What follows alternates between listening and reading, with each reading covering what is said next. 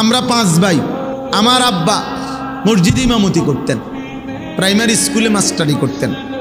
আমার বুঝ হওয়ার পরে আমি আমার আব্বার লগে আমি কত দোয়ায় শরিক হইছি। আমার আব্বা খুব কান্ত মুনাজাতের মধ্যে, আমি এগুলা দোয়া শরিক হইতাম। বাসাতে এসে এসে মারে শুনাইতাম আব্বা কিতা কিতা কয় দোয়ার মধ্যে। সবসময় শুনতাম আব্বা বলতো, আল্লাহ আমার ছেলেদেরকে হক্কানি রব্বানি আলেম বানা। তা আমরা আলহামদুলিল্লাহ 5 ভাই, আল্লাহর দয়া, আল্লাহ করাইছেন, 5 জনই আলেমে দ্বীন হয়েছে।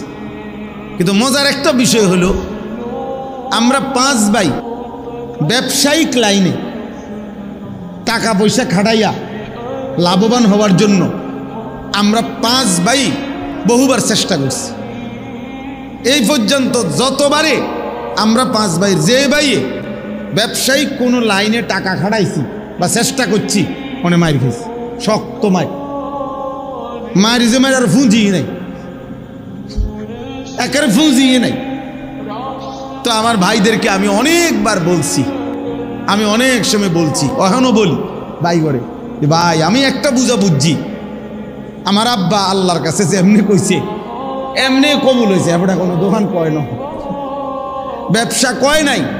আমার আব্বাই যদি আমাকে লাগে একটু টাকা পয়সার কথা কইয়া যাইত, তাহলে এই লাইনে আপনারা পারতেন। আব্বাই বলে গেছে আল্লাহ সন্তানদেরকে আলেম বানান, বাফে যেমনি কইছে এটাই কবুল হয়েছে।